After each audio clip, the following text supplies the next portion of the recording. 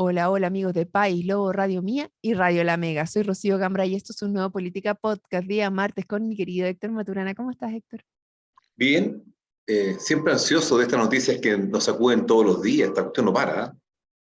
No Muy para, entretenido. y a pesar de que algunos se quedaron medios congelados el año pasado, este tiempo, el frío no nos permite congelarnos y hay que seguir avanzando. Y el gobierno ya entró en marcha y el día de hoy vamos a conversar de todas las cosas que están pasando, no todas, pero algunas más relevantes que pasaron el día de ayer. Y para nosotros esto es, ¿cuál es esta relación que tiene el gobierno con el Congreso? Estamos viendo algunos resultados ya y cómo se está destrabando después de la parálisis del tsunami republicano y los resultados de las elecciones del 7 de mayo. Así que vamos a intentar juntos ustedes destrabar y ver qué es los avances que se están viendo en este trabajo en conjunto del Congreso con el Ejecutivo.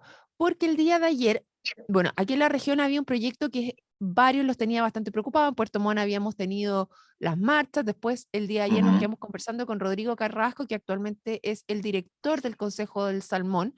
Lo pueden revisar esa conversación que quedó después dentro del Política Podcast el día de ayer en País Lobo. Y tuvimos los resultados de las elecciones, o sea, no de las elecciones, sino de la votación de esta comisión mixta de 5 diputados y 5 senadores, que era el último trámite legislativo antes de pasar a la Cámara para su posterior aprobación del tema del SPAP, el Servicio de Biodiversidad y Áreas Protegidas, del cual estuvimos conversando también la semana pasada junto con Amarillos. Tuvimos varias entrevistas con algunos senadores y diputados, y ya tenemos los resultados y también tenemos em, respuesta de los gremios de acá de la región respecto a esto. También vamos a conversar un poquito del día de hoy de otro tema que fue bastante relevante dentro del gobierno también, y, o sea, para el gobierno, y que fue conversación en el Congreso, que es el salario mínimo. Y tenemos Ujú. una pequeña polémica también respecto al subsecretario de Previsión Social que salió del gobierno, que tuvo que renunciar forzosamente. Eso fue una renuncia forzada y que ahora está entrando a un sumario. Todo esto nos muestra cierta actitud de cómo el gobierno ha estado trabajando y también de cómo se va a enfrentar de aquí en adelante, si es capaz de llegar a acuerdos o no, si hay una política de cancelación, como dice el subsecretario o no. Vamos a ir analizando los distintos puntitos. ¿Qué te parece, Héctor? Mira, fíjate la paradoja. El gobierno sacó adelante el tema sueldo mínimo, creo que es muy importante, y lo tapó dramáticamente la salida del subsecretario de Larraín, porque el argumento de Larraín dice que efecto cancelación, etcétera. Pero ese escándalo que tú quieres llevar, está tapando el logro del sueldo mínimo. Creo que era importante, yo creo que era una buena carta al gobierno, se le cayó de la mano por efecto del el tema del subsecretario Larraín, que dice que eso no es cierto, la acusación que le hacen a él, y que por ahí un dime y direte, etcétera. Estos últimos 4 o 5 días está interesante esa discusión de que por qué se fue el subsecretario, el señor Larraín Pizarro. Oye, y aquí hay otra más que quiero juntar. Bueno, el Estado tiene tres poderes, y hay otro que también ayer se pronunció, que fue la ISAPRE, o sea, que fue por el tema de las ISAPRE, la Suprema, donde descarta pronunciarse respecto a a la reforma de los senadores, pero sí se pronuncia respecto a la ley corta entregada por el gobierno. Y esto es bien interesante también porque cuando yo escuché ayer la noticia de que la Suprema se iba a juntar a mediodía para hablar sobre estas propuestas, dije, ¿por qué la justicia se tiene que estar metiendo en por qué este poder tiene que estar hablando de los otros dos? Y cómo aquí estos tres poderes se van juntando finalmente y nos van entregando respuestas a las distintas problemáticas que existen en la sociedad hoy en día. Entonces también, bueno, te dejo ese puntito también a los que nos están escuchando, porque por lo menos a mí me hizo ruido. Pero debo decir, y ya para sacarlo también sacar ese ruido, le hice un zoom, un doble clic a este tema de por qué la Corte se pronuncia, y es porque hay un fallo de la Corte que obliga al gobierno a presentar una respuesta finalmente y un proyecto de ley. Entonces, es en ese sentido que la Corte se pronuncia y toma a ver si efectivamente el Ejecutivo se estaba haciendo cargo del que han datado al Ejecutivo de cierta manera, hace ciertas recomendaciones a seguir respecto a este fallo. Pero Jimena Rincón, la senadora, también había pedido que se pronunciaran respecto a lo que ellos habían presentado anteriormente. Y Ujú. aquí la Corte dice, nosotros no nos vamos a, no vamos a pronunciar respecto a esto porque esto es presentado solamente por el Congreso y en ninguna parte menciona el fallo, por lo tanto, fueron bastante cautelosos ahí y no produjeron observaciones ni se metieron en este tema del Congreso que podría eventualmente haberse metido. Pero fue como una situación muy especial, encontré yo. Pero yo creo que le voy a preguntar más a Juan Carlos mañana, a ver si me puede explicar bien si es normal que se meta la Corte en este tipo de cosas. Independiente de todo eso, esas formalidades de que no te puedes meter o no te puedes meter, etcétera, lamentablemente hay una cantidad de personas afiliadas a ISAPRE que están amenazadas, nerviosas, preocupadas, etcétera, porque son 1.900.000 personas que están en ISAPRE.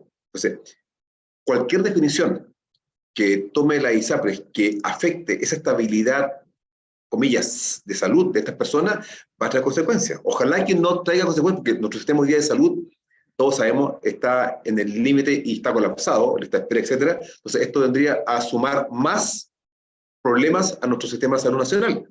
Por tanto, yo espero que haya un, no sé si decirlo, acuerdo, pero entiendo que no te puedes cruzar los poderes, no se pueden cruzar.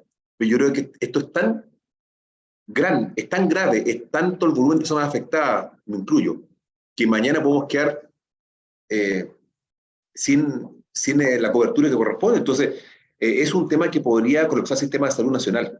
Yo creo que eso es lo que hay que no perder de vista en el fondo. Yo entiendo que no te puedes cruzar los poderes, pero por favor, estamos frente a una crisis potencial de salud nacional. 1.900.000 personas que van a quedar sin cobertura bajo el formato de ISAPRE. Sí, sin Ese es duda el primer problema. el tema de las ISAPRES es bastante complejo. Hemos hablado también harto de este tema. Hay una entrevista también que le hicimos a Christopher Gosling, abogado de la Universidad Central, que nos ayudó también. Pero bueno, más allá de este tema en particular, es ir viendo cómo se relacionan los distintos actores dentro de lo que viene aquí para adelante, cómo se relaciona el Estado, cómo se relaciona la justicia, el Congreso y por otro lado los gremios. Me acuerdo, post elecciones, por resultado del 7 de mayo, salió una entrevista que mencioné también la semana a Juan, a Luna, si no me equivoco, es el apoyado, el cientista político, en el cual él dice que el gobierno, para poder resolver la mayor cantidad de los problemas, tiene que recurrir a actores fuera del Congreso para justamente ir a, como que ellos hagan la presión sobre sobre los distintos senadores y diputados, sobre los parlamentarios para poder llegar a acuerdos porque habría una polarización. En este caso, y quiero tomar el SBAP como punto Ah, para que veamos si efectivamente lo hicieron bien o no lo hicieron bien, de acuerdo a el resultado que finalmente se obtuvo. Te voy a dar mi postura. Para los que no saben todavía, efectivamente esto el día de ayer se votó y, y por empate técnico, o sea, 5-5 a favor y en contra, no se modificó una indicación que efectivamente había enterado el gobierno que había puesto a la ley 150, al artículo 158 de la ley de pesca. Y este artículo, que era el que tenía problema, voy a ir a las palabras de La Torre, que era el senador, para que ustedes lo pueden revisar también en el artículo de País Lobo. Dice, frente a este tema que fue muy controvertido, especialmente por las protestas de los trabajadores y de las mismas empresas salmoneras, el Ejecutivo había presentado una indicación complementaria a la propuesta de modificación del artículo 158, que indicaba que aquello no afectaría las concesiones de acuicultura otorgadas con anterioridad a la publicación en el diario oficial.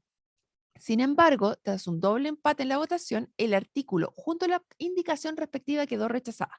Es decir, aquí hubo una indicación inicial para sacar este artículo de la ley de pesca en el cual quedaban, de cierta manera, si es que las concesiones de pesca, de acuicultura cumplían la normativa, podían estar ahí, en ese lugar, ¿cierto? En las áreas protegidas. El gobierno estaba pidiendo que se sacase ese artículo y con eso todas las concesiones para atrás también hubieran quedado sin efecto y hubieran eventualmente tenido que salir de ahí. el gobierno metió una nueva indicación en el cual decía que no quedarían, que no era retroactivo efectivamente. Pero como hubo esta doble votación en la cual quedó nula, ninguna de las dos perduraron. Y lo que aquí quedó y lo que va a seguir adelante es una conversación respecto a la ley de pesca y acuicultura y eventualmente una separación de ambas porque son distintas. Si tú vas a una pesca o haces acuicultura, es como que usted fuera a salir de casa o a tener sus vacas en el campo. Son dos cosas distintas en forma de regulación y en forma de producción. Por lo tanto, aquí se traslada la conversación con los distintos actores. Y me sumo a esto, y discúlpame Héctor que me estoy llevando las palabras, a lo que dijo el senador Matías Walker, en el cual dice, debemos seguir mejorando los estándares ambientales, pero entendiendo que las reformas no se pueden llevar adelante sin el concurso del mundo de la producción y el del trabajo, de quienes se levantan tempranos para sacar a su familia adelante bajo condiciones adversas. Todos los actores aquí, tanto el mundo del salmón como los senadores, y la comisión mixta, y también era una promesa de campaña del presidente, estaban de acuerdo en que había que sacar esta ley. Era un tratado internacional también que más que una ley es un servicio de protección de la biodiversidad y de las áreas protegidas, que se viene a hacer cargo de una deficiencia que viene el país. Pero aquí estaban tratando de abarcar más allá de lo que deberían. Y tuvieron que recular, y el gobierno tuvo que recular porque estaban tratando de como matar dos pájaros de un tiro, pero sin hacerse cargo de la conversación completa. Si yo creo que aquí, por lo menos en este caso, en esta ley, por lo menos a mí me siento un presidente de cómo el gobierno se va a tener que manejar y cómo se debiese hacer efectivamente política pública y leyes y servicios distintos. No sé si me seguiste, Héctor. Te seguí y tengo dos puntos. A Primer ver. punto, yo creo que se dejó de lado un tema que es relevante. El salmón en Chile hoy día es el producto más exportado de nuestro país. Tercero, hoy día. Y era el segundo por años. El litio el año 22 lo superó el salmón. Entonces, si pesa, y pesó el año 22, pesó casi un 7%, y históricamente pesaba mucho más, claro, fue efecto litio que pasó a tercer lugar, no podemos ser tan livianos en el análisis. Ahora, una cosa que dijiste, y claro, es verdad que nace de tratados internacionales, pero el año en que esta ley se lanza el proyecto de esta ley, fue el año 2011, ¿ah? El El año 2011. 2010 y después el año 2014. Claro, pero época de Piñera 1. Piñera 1. Piñera, entonces, fíjate dónde nace, fíjate dónde estamos y fíjate también las amenazas que estamos. Y te agrego un dato que me llama la atención, el efecto salmón. ¿Y sabes dónde lo voy a recoger? El famoso efecto salmón, cómo hace que algunos políticos connotados de izquierda histórica hoy día aparezcan con pancartas apoyando al salmón. Lo vimos recién esta semana, nuestro querido senador de la República de los Lagos, Pierre Espinosa, muy alineado con el salmón. Y también quería agregar el tema que es muy importante, cómo ha ido evolucionando hoy día una visión o sea, no es una circunstancia que no es menor. Hoy día apareció el reporte del INE de la cesantía y no va bajando, va subiendo. Entonces, esas alertas yo creo que van colocando mucho más trabas al desarrollo de esta ley. Justamente lo que tú dices, donde colisiona con la gente de salmón. O sea, si ponemos un riesgo o le quitamos piso a las empresas que están invirtiendo en los lagos o en la región, digamos, de Aysén, claro, puede eventualmente generarse una contracción o una baja en la producción de salmón en el largo plazo, o en la inversión. Entonces, el riesgo, o sea, hoy día quizás no es tan prudente. Y todavía, hoy día apareció el tema del INE, hoy día martes 30 de mayo apareció el tema del INE, donde dice que subió esa cantidad en Chile al 8,7%. No ha bajado. Entonces, ¿será prudente? ¿Será prudente darle esa tuerca, esa vuelta de tuerca donde puede afectar las concesiones?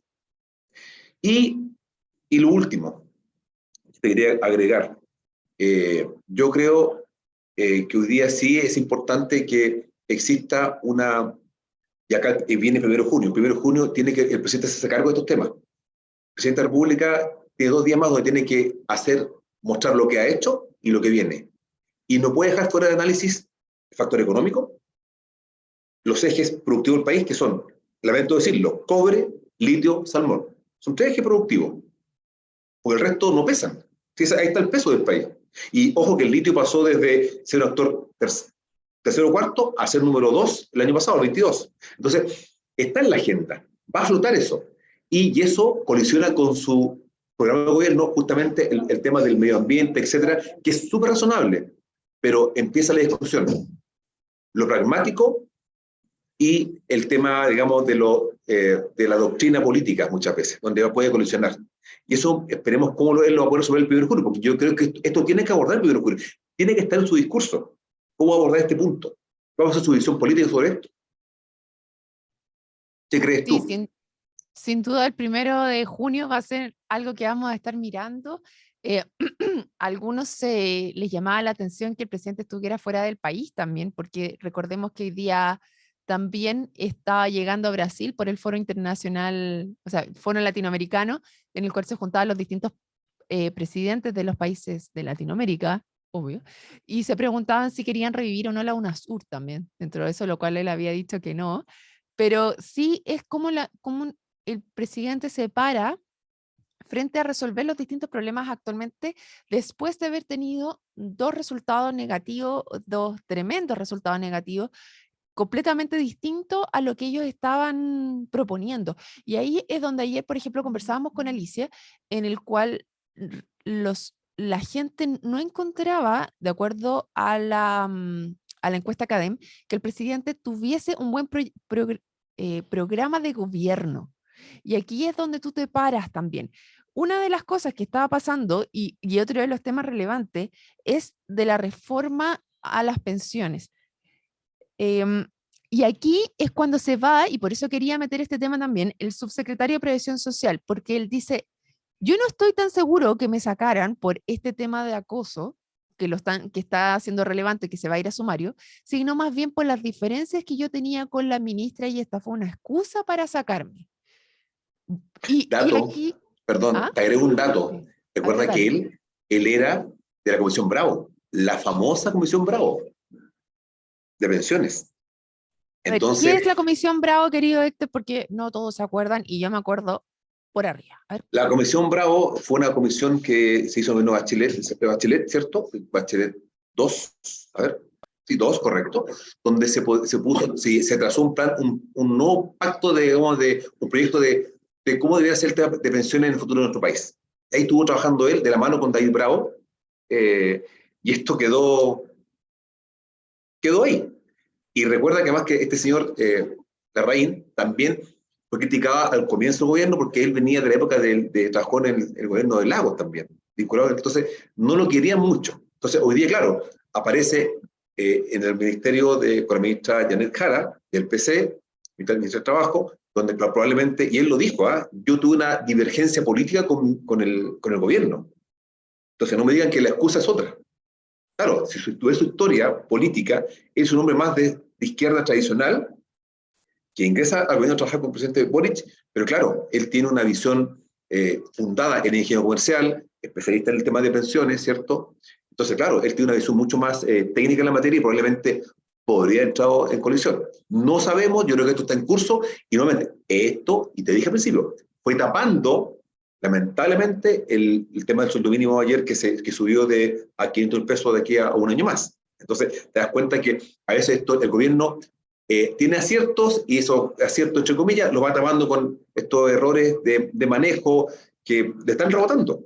Lo diría, Oye, pero el tema de... Ah, perdón, te no, escucho. que tienes toda la razón, Héctor, que si estamos analizando justamente cómo ha sido el gobierno en el manejo tanto de sus políticas públicas, de sus proyectos de ley y de su agenda comunicacional, ha sido muy, muy malo en llevarla a cabo. Y aquí tienes toda la razón porque esto se la está comiendo. Esto Sí, finalmente la se cancelación. comió la cancelación y ver si efectivamente estaba o no está, o tenía o no razón.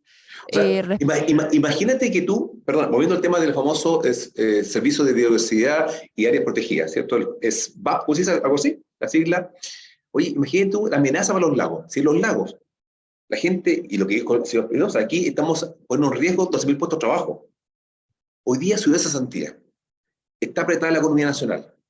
viene el tema de la ISAPRE con amenaza, y quiero hacer una precisión. Dije 1.900.000 afiliados, pero son 3 millones de beneficiarios.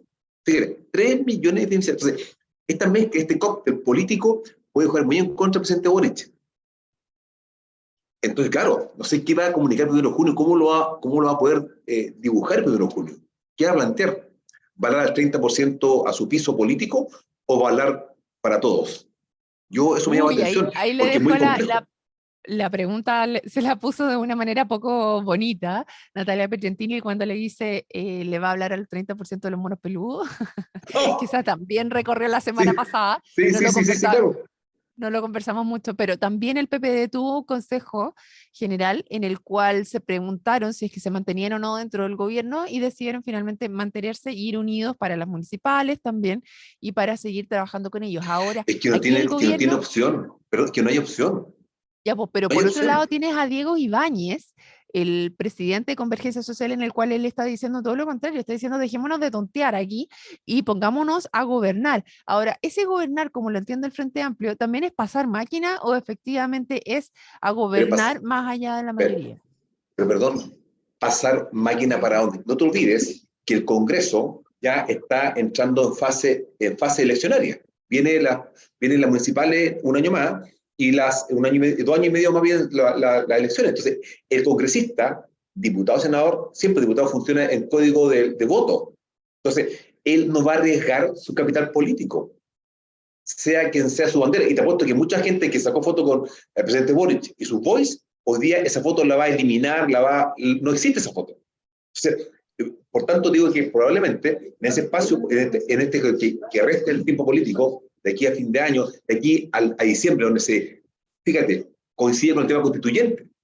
Entonces, donde la paradoja es, ¿Kast quiere que salga esto adelante o no quiere? Y Boris también quiere que salga adelante. Entonces, fíjate en la colisión, y nuevamente, el Congreso no le va a hacer fácil la vida a José Boric, porque van a velar por sus votos. Diego Ibáñez, ok, lo que tú quieras, pero él finalmente se pone el código eleccionario, tiene que velar por su partido, su movimiento, lo que sea, y por su caudal de votos. No va a arriesgar su caudal de votos. Los políticos por naturaleza son súper, en caso de crisis, sálvese quien pueda. Así Sí, funciona. ahora es interesante y lo que yo veo, y vuelvo de nuevo al SPAP de cómo da este ejemplo, que existe esta alma dentro del Frente Amplio y dentro de esta ministra que pone estas distintas indicaciones, que tiene distintas conversaciones dentro del Congreso, porque por un lado ella fue en enero y dijo que quería que salieran todas las salmoneras de las áreas protegidas y por otro lado, ahora que tuvimos las marchas, dice, no, pero si aquí a usted no les va a pasar nada en el corto plazo, esto no es retroactivo. Entonces tú dices, bueno, aquí están dando distintas, se me fue la palabra, pero aristas, distintos Le falta piso mensajes. político. Si no hay piso Ya, político, ese pero es más el que el piso, punto. ya, una Si cosa no es hay el piso piso político. político Sí, efectivo, pues. que es que no hay agua en la piscina para el gobierno como Sí. ellos pensaban que querían hacer. Y ese ajuste, esa pérdida, porque al final tú estás viendo, ellos tuvieron este golpe pero van a lograr la promesa de campaña de sacar adelante efectivamente el SBAP, el Servicio de Biodiversidad y Áreas Sí. Protegidas. Y es una promesa de campaña. Entonces, aquí yo creo que el gobierno le toca el toque de realidad de decir, ¿cuál es lo importante que nosotros queremos? ¿Cuál es el mensaje final al cual queremos llegar? ¿O lo queremos todo ahora, el sentido refundacional que tenía un alma del gobierno? Yo creo que eso en algunos es a pérdida, o sea, tienen que hacer esa pérdida, cuáles van a ser las pérdidas en las cuales va a caer el gobierno para poder hacer algunos avances Toda, efectivamente en la agenda que ellos quieren llevar adelante. Rocío, antes de acabe, toda discusión política tiene un contexto. Y el contexto de hoy es difícil y distinto a hace años atrás. Y eso va a Sí, marcar la diferencia para el presidente Boric. Y eso no, y está claro, o sea, hoy día viene lamentablemente, de dos derrotas que cambia todo el escenario. Esta ley, discutida hace años atrás, debe ser muy distinta. Pero hoy día tiene otro contexto. Está jugando el presidente Boric con sus cartas reducidas. No tiene mucho espacio. Además, con amenazas económicas, con índices graves de cesantía, con inflación todavía en vía de controlar. O sea, no es tan oye, fácil.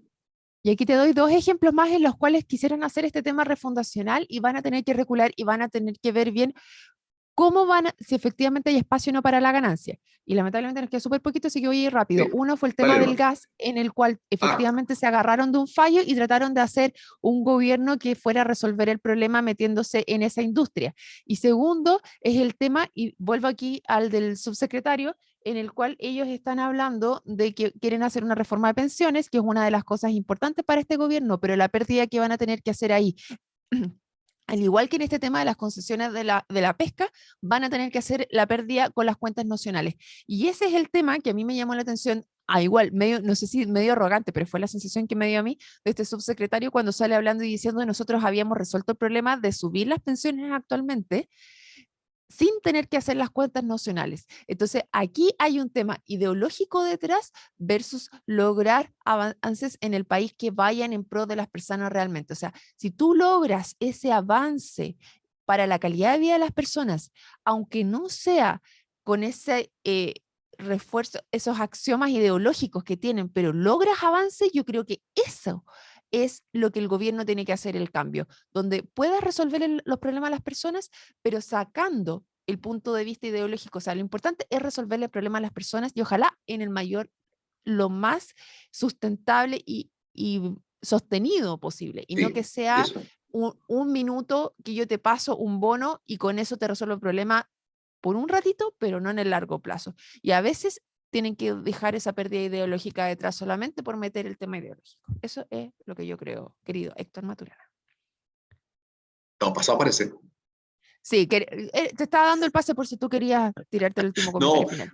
es que esperemos el 1 de junio. Yo quiero ver qué dice el presidente de la República el 1 de junio y cómo se plantea lo que viene ahora. Yo creo que es interesante, ese discurso es muy, muy interesante. Viene, viene etapas complejas para el gobierno. Viene diciembre, viene la preparación de las municipales, viene lo que acaba de decir esta famosa proyecto de ley, ¿cierto? Del SBAP, el efecto Larraín, que tapó el tema sueldo, el tema de incremento de sueldo, que lo va a declarar, pero Larraín dijo cancelación. Está entretenido. Un Está abrazo, Rocío. entretenido y vamos a ver qué es lo que pasa. Mi recomendación a él es que ponga por delante a las personas y deje un poquito más la Sí. ideología detrás. Ya, querido Héctor Maturana y a todos los que se sumaron el día de hoy, los veo mañana. Nos vemos, nos escuchamos mañana en otro Política Podcast. Chao, Un Héctor. abrazo. Chao.